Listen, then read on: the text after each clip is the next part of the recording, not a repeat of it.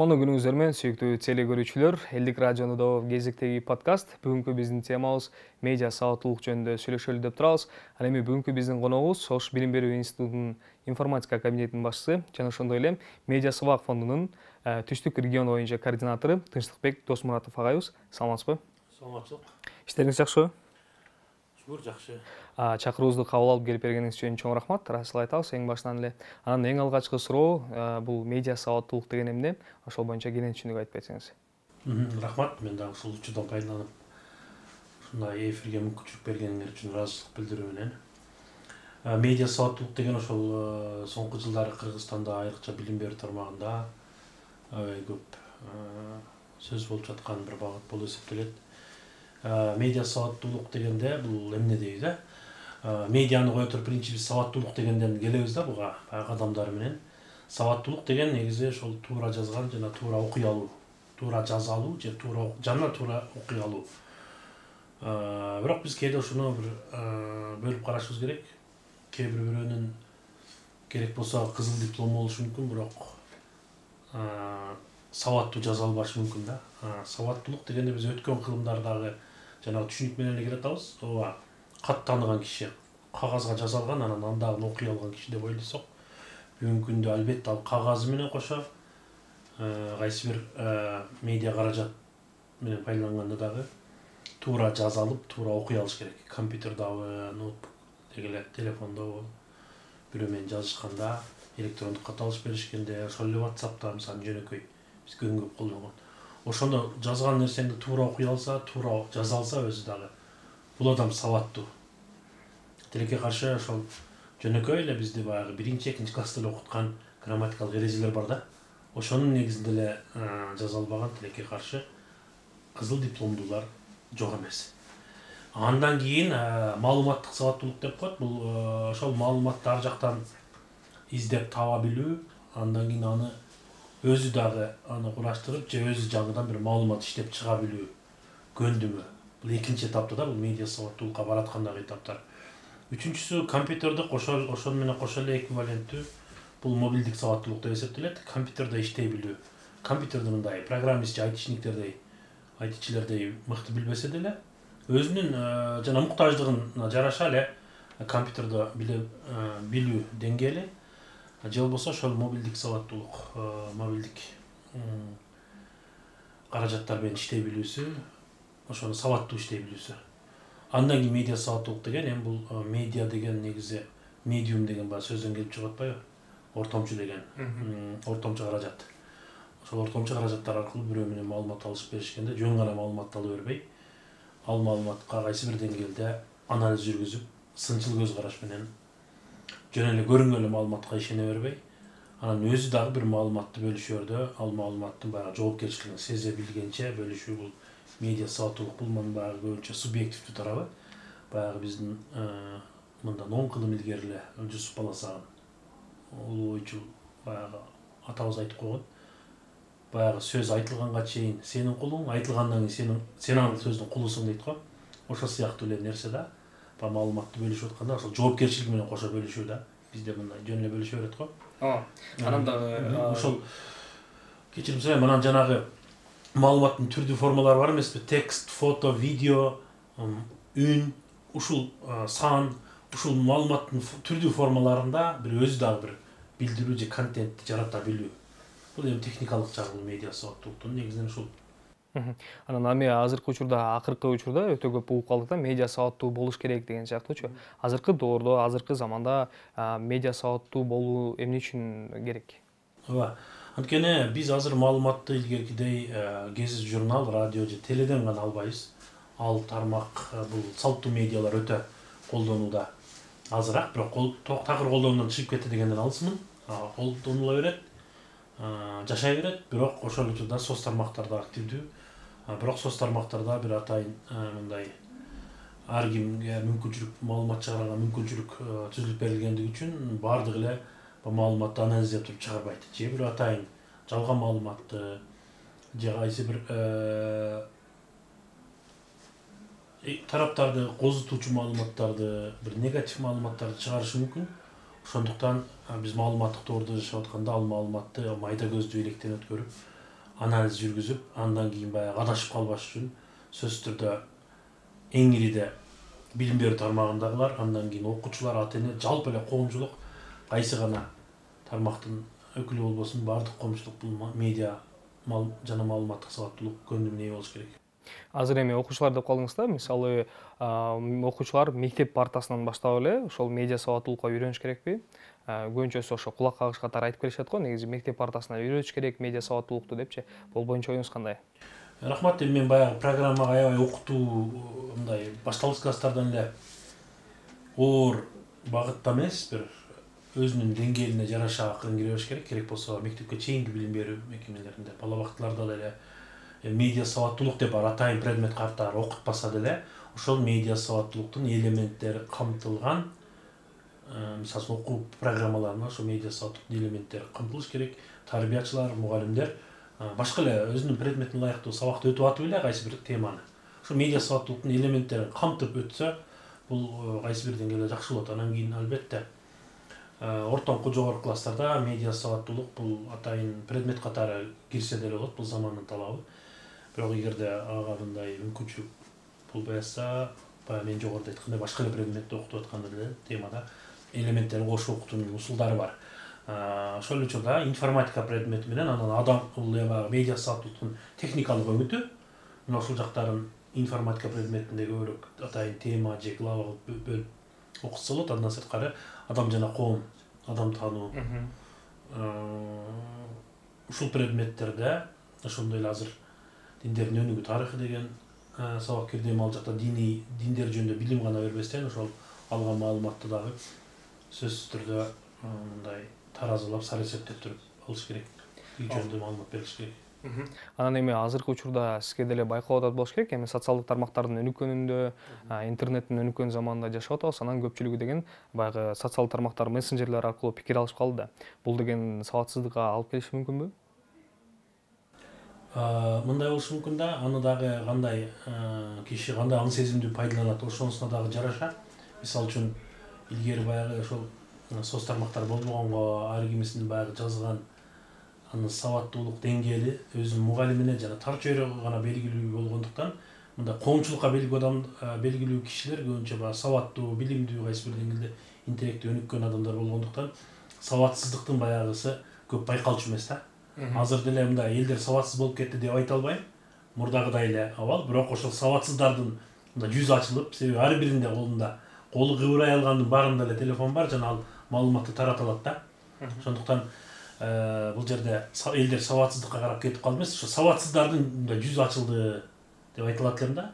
Бирок эми ар ким бул жагдайга жараша тура бербей мындай аракет кылыш керек. Кандай учурда сабатсыздыкка карап жол алып калышы мүмкүн киши. Жалаң гана жана үн түрүндө маалыматты, мисалы WhatsApp'тын мисалында келтире турган болсок, жалаң гана үн түрүндө гана маалымат бере берген киши сабатсыздыкка жол алышы мүмкүн. Анткени ал жазуу көндүмү өнүкпөйт, тексттерди терип. Ошол эле смартфондогу же компьютердагы ал жанагы голосовой деп көнүп калдык, биз орусчасын айтыш, үн түрүндө маалымат жибере берип, ал мисалы үчүн ошону адатка айландырат дагы.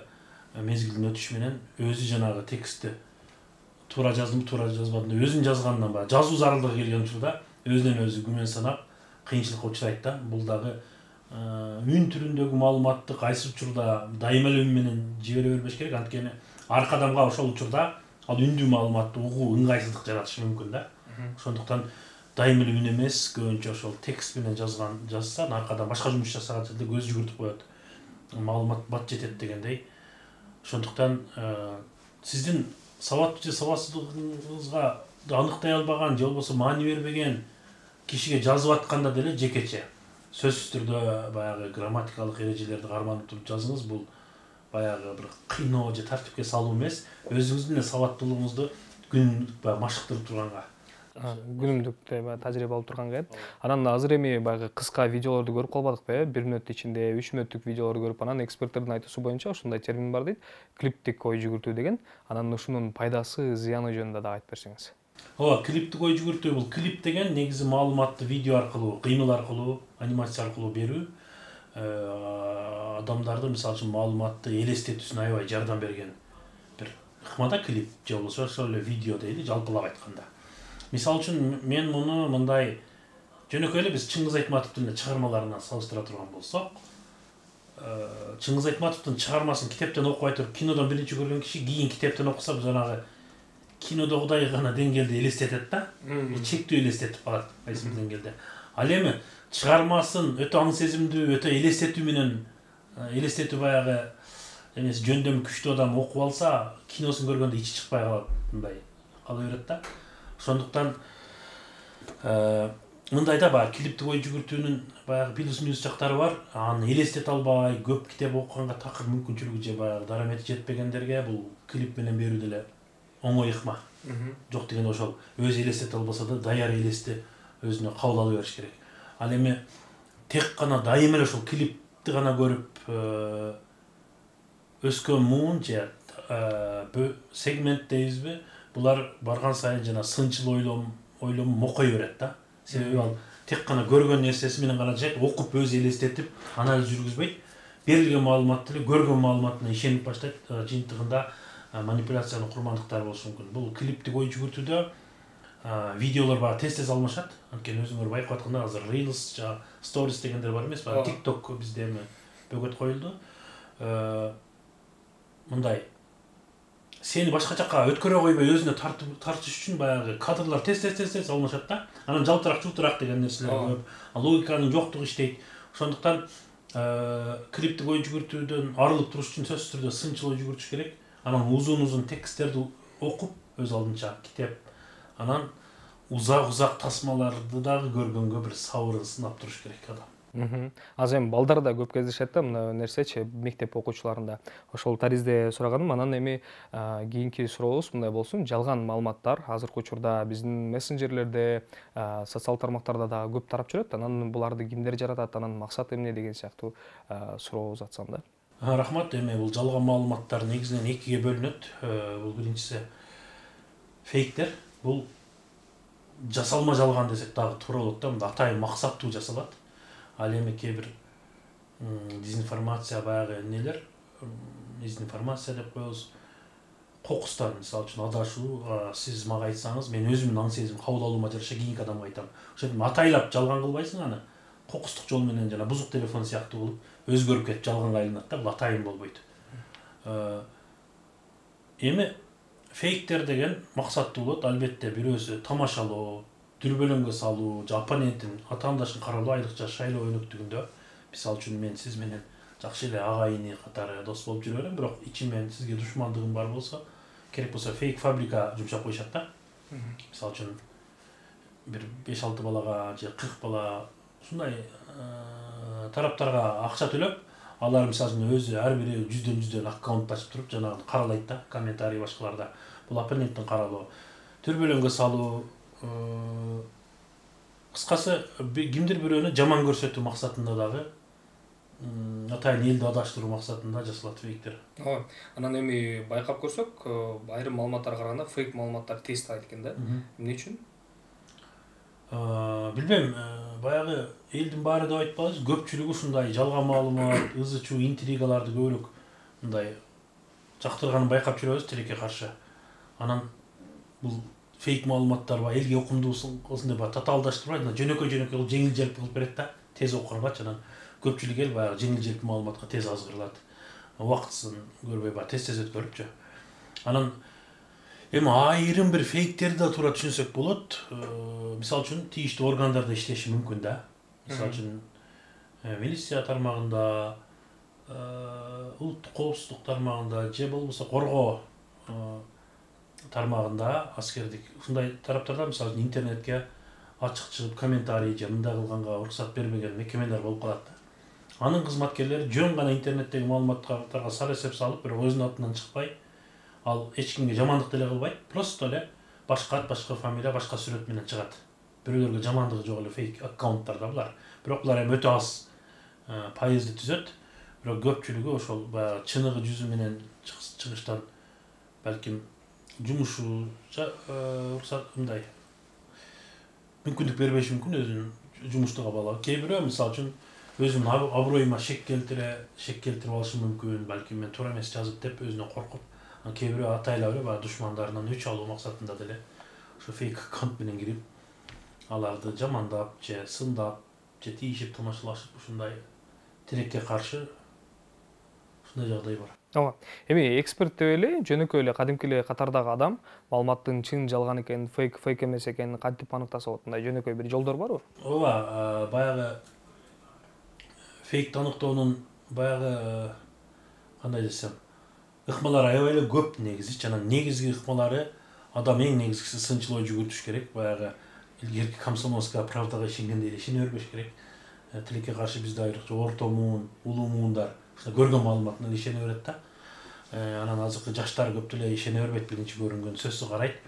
Бул жерде фейктин дагы түрлөрү бар. Жана маалыматтын 5 формасын айтып кетпедик. Текст, фото, ошол графикада, видео, сан, анан дагы кийинки бир 5 формасы бар негизинен. Ушул 5 формада тең фейк жасалат. Анан карап туруп жана сүрөттүн чын эмес экенин, фотошоптон жасалганын, фотошоп сыяктуу эме көп эле программалар бар. Ошодон жасаганын байкаш керек. Анан текстте баягы чыныгы булактары жок. Бир эле алган маалыматты бир эле булактан ишене бербестен башка маалымат булактарынан дагы салыштырып көрүш керек адам. Анан баягы эмеге карап туруп эле заголовокко карап гана чечим чыгарбаганды үйрөнүш керек. Айрыкча YouTube'дарда мисалы үчүн үстүндө башкача эле бир эме келет, тема, кирсең такыр башка нерселерде. Анан ошол тема менен гана, заголовок менен баш темадан гана чечим чыгарбай, ичиндеги мазмунду толук окуганды үйрөнүшүбүз керек да. Андан кийинки ошол эме спам боюнча дагы айтып кетсеңиз. Спам кандай болот, кандай байкаш керек аны деген көбүнчөсү бизде көргөндө эле дароо таратып салмай жагы бар. Эми азыркы ошол медиа эксперттер көбүнчө маалыматты жөнөкөй эле тамакка салыштырат да. Мисалы үчүн мындан бир 30 жыл, 40 жыл илгерки бир биз ошо тамактануу маданияты, тамак маданиятыбызга эле келип туруп анан маалыматка салыштырууга аракет кылалы. Мындан 30-40 жыл илгери тамактан ооруп калыптыр деген киши биз кыргыз коомчулугунун мисалында айта турганбыз, дээрлик жок болгон да. Азыр тамактан ооруйт көбү. Эмнеге? Ал учурдагы тамактар көбүнчө биринчиден аз болгон түрү, экинчиден баягы экологиялык жактан таза. Андан кийин ал тамакты мисалы өзү аз болсо, анан таза болсо, нукура болсо, андан мусор чыккан эмес да, таштанды ал тамактан. Азыркы учурда химикаттар кошулган, сенин ден соолугуңа туура келбеген тамактардын түрлөрү бар жана таштанды деле көп чыгат. Эми маалымат деле ошол сыяктуу. Ошо илгери маалымат аз болгон, ошондуктан жана куйма булактар бизде баягы маалыматты дароо айтар менен жаттап калгандар. Азыр мисалы эстеп калышы кыйын элдин көпчүлүктүн. Азыр маалыматты таратуу мындай линиялары, каналдары да өнүккөндүктөн маалыматтын дагы түрү көп. Демек ошонун ичинде баягы мусор, таштанды маалыматтар да көп. Ошо спам деген таштанды маалымат деп эле айтылат эми кыргызча. Эң негизгиси ошо спамдардан коргонуу үчүн жана WhatsApp'тан чужой номерден келген, жат номерден келген шилтемелерди ачпаганга аракет кылыш керек группалардан. Анан кийин спамдарда көбүнчө эме болот. Деталдуу маалымат берилбейт. Мисалы үчүн бул адам жардамга муктаж деп эле баягы. Пандемия учурунда бир муктаж адамдын сүрөтүн жөнөтүп, түбүнө номерлерин коет, ушуга акча которгула деп. Баягы такталбаган, булагы так болбойт. Анан түрдүү акциялар менен коштулат да, мында тырнакчанын ичинде. Мисалы үчүн түбүндөгү шилтемесине сөзсүз көз жүгүртүш керек. Мисалы үчүн Adidas мында ойун ойнотуп атат, Билайдын туулган күнү, анда мында могу шилтемеге кире кал дейт го. Ал түбүндөгү шилтеме точно ал ошол мекеменин расмий сайтыбы? Же болбосо жанагыдай күмөндүү шилтеме менен коштолутабы түбү? Ошол нерселерге дагы бир аз байкаш керек. Медиа сабаттуу адам ошондой таштанды спам маалыматты кабылдай албайт, бирөөгө да жибербейт. Ал жибербегени өзүнө дагы, анан өзгөлөргө дагы пайда, Анан азыр эми жасалма интеллект өнүктү, жалган маалыматтар боюнча сүйлөшүп атабыз. Жасалма интеллект өнүккөн сайын жалган маалыматтар дагы ошончолук мындай тез өнүгүп бараткандай да. Анан жасалма интеллект жасаган маалыматтарды кадимки адам өзү байкап көрүп, мындай анализдей алабы? Бул жалган маалымат жасалма интеллект жасаган деп жыйынтык чыгара алабы?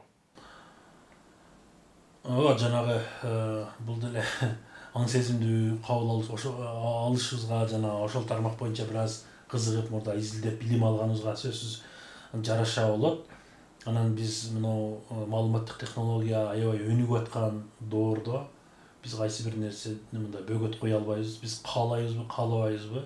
Ал процессти өткөрө турган бир моменттер болот да, учурлар. жасалма интеллект деп атабыз, ооба. Мен өзім ошол жасалма интеллект боюнча азыркы учурда курстарды да уюштуруп, семинарларды, тренингтерди өтүп жүрөм да. Бул жерде жасалма интеллекттин жардамында эмнелерди кылса болот, эмнелерди кылса болбойт. Ушул жаатта окутуп атабыз. Мисалы жасалма интеллектти аябай эле рекламалап аткан жерибиз жок бул жерде. Мисалы үчүн мугалим өзү жасалма интеллект жөнүндө түшүнүгү жок болсо, аны практикада колдонбосо, окуучулардын жасалма интеллектте жасап койгон тапшырмаларын, продукцияларын аныктай албайт да. Ошондуктан сөзсүз түрдө мугалимдер бүгүнкү күндө жасалма интеллектти үйрөнүш керек. Ошон менен жашап алыш үчүн эмес, балким жасалма интеллекттин айрым минустарына каршы туруш үчүн да үйрөнүш керек да. Туура, жасалма интеллекттин жардамы менен азыр бирөөнү, башка эле бирөөнүн үнү менен сүйлөтүп, жаманатты кылып коюу абдан оңой. Ошондо мисалы үчүн жасалма интеллект менен иштеп жүргөн адам кайсы нерсе оригинал жасалган, кайсы нерсе жасалма интеллекттин жардамы жасалганын айырмалай билет. Мисалы жөнөкөй эле видео, жасалма интеллекттин жардамы жасалган видеодо көбүнчө жана көзү жумулбайт, ирмелбей туруп сүйлөйт да адам. Анан жүзү өтө эле ак жүздүү болот. Анан жанагы адам менен арткы фондун ортосундагы жанагы линия, граница бар эмеспи, чек. Ошол жердеги жанагы так эместик бар, бир бозоруп, бир кошумча бир түс пайда болот. Ошол сыяктуу бир техникалык эмнелер болот. Анан кийин тексттерде робот жасалганын сезет жасалма интеллект көп иштеткен кишиче. Муну чыныгы адам жаздыбы же робот жасалма интеллект жаздыбы? Себеби жасалма интеллект аябай түзмө-түз жазат. Чыгармачыл ойлонбойт, ал тапшырманын негизинде, маалыматтын негизинде, алгоритмдин негизинде гана иштеп берет да. Ушул нерсенин жанагысын жон терибиз менен сезген адам бул жасалма интеллекттин баягыларына минус жактарына мындай азгы кылбайт, алданбайт да. Бирок бул деген жасалма интеллект жылаңы алдайт дегендик эмес. Жасалма интеллекттин биздин турмушубузду жеңилдеткен аябай көп жакшы мүмкүнчүлүктөрү бар. Биз ошол жасалма интеллект менен биротоло жашап кетейли деген дагы чакырык эмес бул жерде. Жасалма интеллект биротоло жаман мындан баш тарталы дегендик эмес да. Жасалма интеллектти биз турмушубузду жеңилдеткенге, өзүбүз биздин пайдабыз үчүн кызмат кылдырганга, иштеткенге пайдаланалы деген эле чакырык. Анан жасалма интеллект деп калдык. Жасалма интеллект менен контент жараткандар дагы бар. Негизи эле контент жаратуучулар боюнча суроо берейин деп турам. Контент жаратуучу деген ким? Анын кандай жоопкерчилиги бар? Контент жаратуучу деген, контент деген биздин кыргызча түзүлмөсү которсо албетте мазмун деп аталат. Бирок биз интернет чөйрөсүндө караганда бул көбүнчө продукция. Текст, видео, ошол эле үн, графика, башкалар дегендейчи. Контент жаратуу. Кээ бирөө мисалы үчүн өзү бир ойду айткысы келип атат, бирок ошону текст менен коомчулукка жеткизе албашы мүмкүн да. Анан ошондо жасалма интеллекттин жардамы менен пост жаздырат. Бирок ал аябай эле түзмө-түз жазып койгондуктан сөзсүз түрдө бир жок дегенде 15-20% редакторлош керек. Өзүнүн оюн такча кылдырып бердиби, анан кийин наркы аудиториясынын түшүнүгүнө ылайыкташылган стилде жазылдыбы, жалпак тилде дейбизби же жалпы тилде дейбизби, ошону бир сыйра редакторлош керек. Себеби мындай да,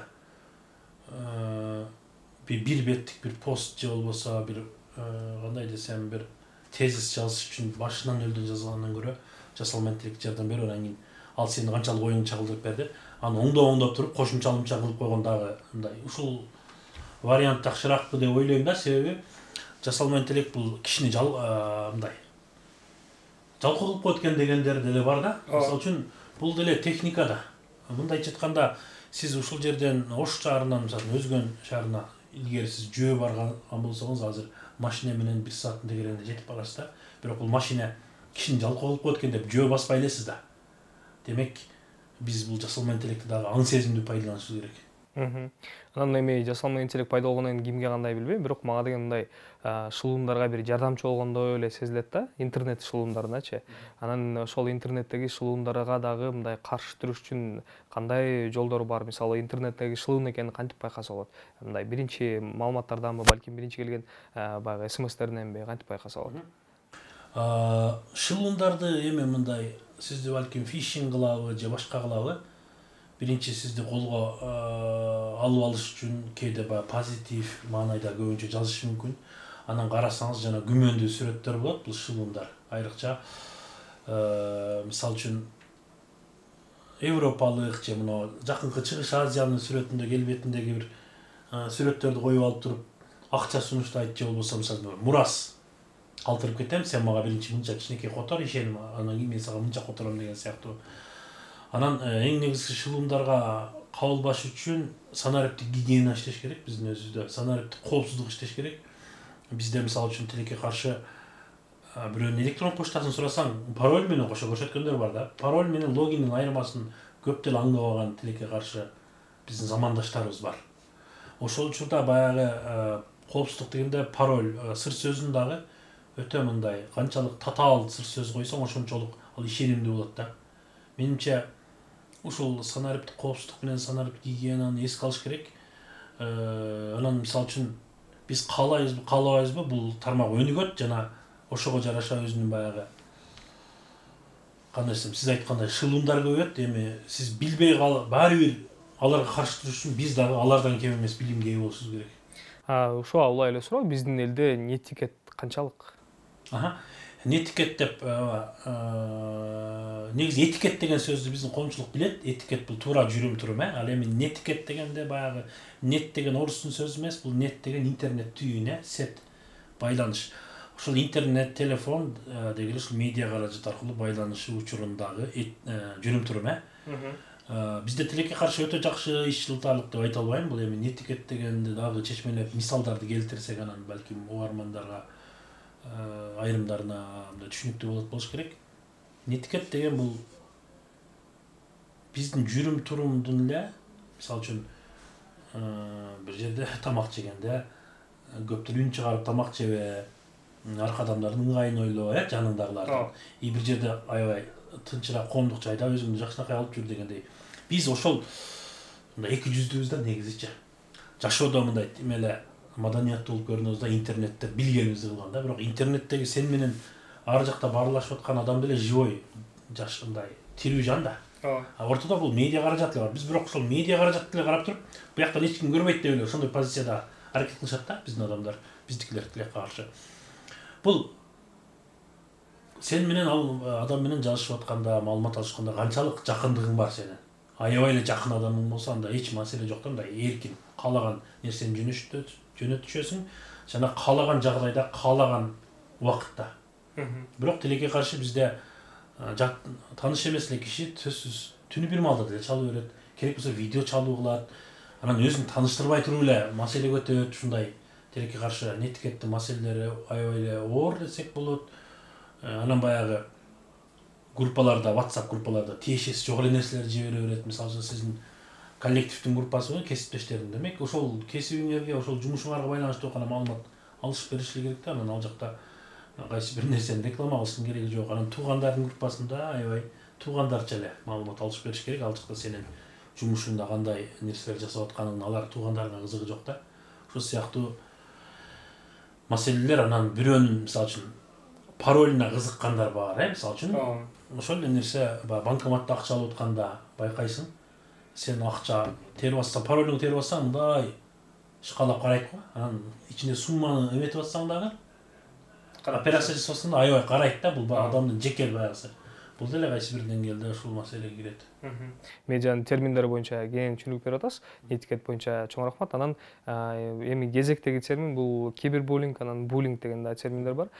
Негизи ушул эки түшүнүктүн ортосунда кандай айырмачылыктар бар? Рахмат. Буллинг деген кыргызча которгондо басмырлоо, кодулоо деп, адабий кодулоо деп коет да. Ал эми кибербуллинг ушул кибер мейкиндикте интернет аркылуу кодулоо. Бизде баягы 90-жылдарда аябай эми бул терминди ошол учурда туура эле колдондукпу, туура эмес колдондукпу? Мектептерде мисалы рекетчилик деген түшүнүктөр пайда болуп кеткен да. Же ал рекетчилик болбой жөн эле тентектик болсо деле биз аны рекетчилик деп алдыкпы билбейм.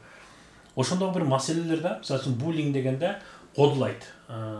Балким төмөнкү класстардын окуучуларын же болбосо класстын ичинде бир эле окуучуну аябай чүнчүтүп кодулап буллинг кылышы мүмкүн да, коркутуп аны мындай пессимисттик маанайга алып келип, керек болсо суицидке чейин алып барган учурлар болуп калат да. Кибербуллингде ошол интернет аркылуу мисалы үчүн бир окуучу классташтары менен бир WhatsApp группада болсо, ал жерде бир нерсе жазса, ал ийгилигин менен бөлүшсө, эч ким баягы колдобой коет же анандай интернетте басмырлашат WhatsApp аркылуу. Эми кибербуллингдин жаман жери буллингден жаман жеричи. Мисалы үчүн буллингде деген арқыны одулап атып, бирок живой да бар, эмоция бар да ал жерде. Арқыны аяп кетиши мүмкүн да, сезими козголуп. Белки буллинг кылып аткан киши деле жүз жарык деп. Жүзүн карап туруп, баягы жүз жарык, жүз ысык дегендейчи. Ал эми кибербуллингде наркынын эмоционалдык абалы менен иши жок дагы аябай түнүгүн артынан түшүп туруп алышы мүмкүн. Ал аябай балким өтө жаман абалда калып кетти да. Бирок жанагыны басмырлап, акча өндүрөм деп, кыскасы тупикке такап мындай аябай кыйнашы мүмкүн да. Кибербуллингдин жаман жери ошол. Анан бизде ошол азыр мектептерде рекетчилик кайсы бир деңгээлде жоюлуп калды деп кубанып жүрөбүз го биз. Бирок кибербуллинг дагы деле уланып атат да, балким ошол буллингге караганда кибербуллинг күчөп, мурдагыдан да жаман болушу мүмкүн да.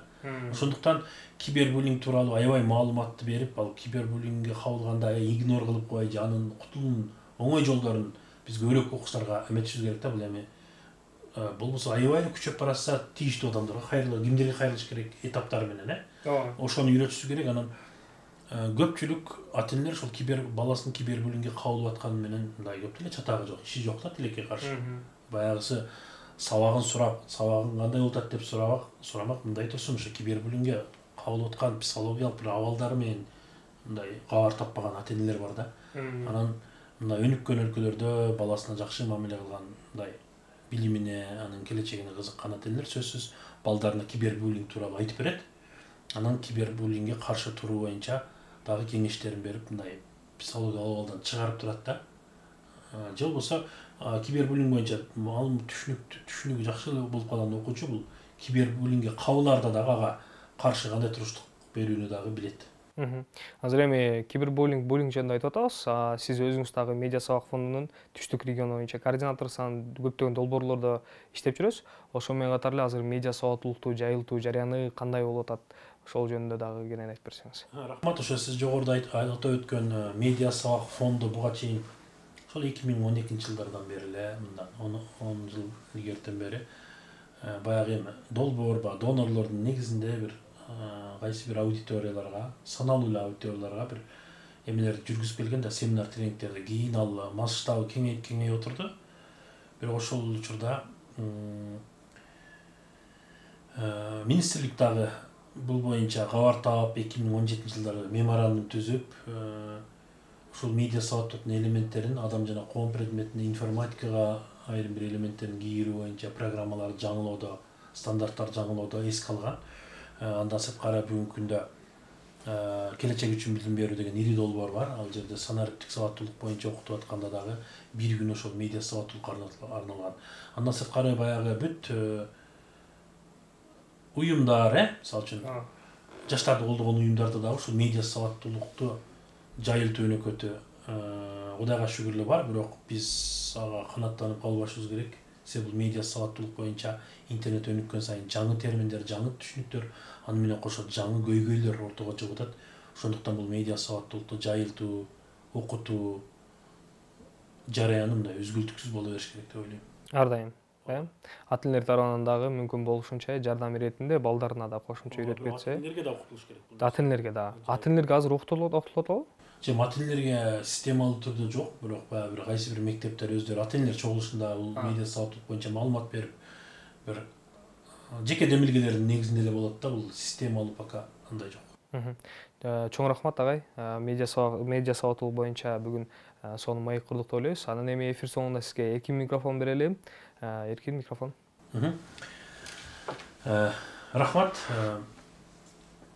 Мурда доордо мисалы үчүн жаңылануунун интервалы аябай узак болчу да. Мисалы үчүн бир кызык менен, бир жаңылык, бир жаңы маалымат менен көпкө чейин жашачубуз да. Бүгүнкү күндө кечээ көргөн бүгүн жок дегендей, улам баягы жаңылыктын, жаңы технология, инновация жаатындагы деги эле мындай жаңы нерсенин күндө баягы чыгуу ыраттуулугунда интервал аябай кыскарып баратат.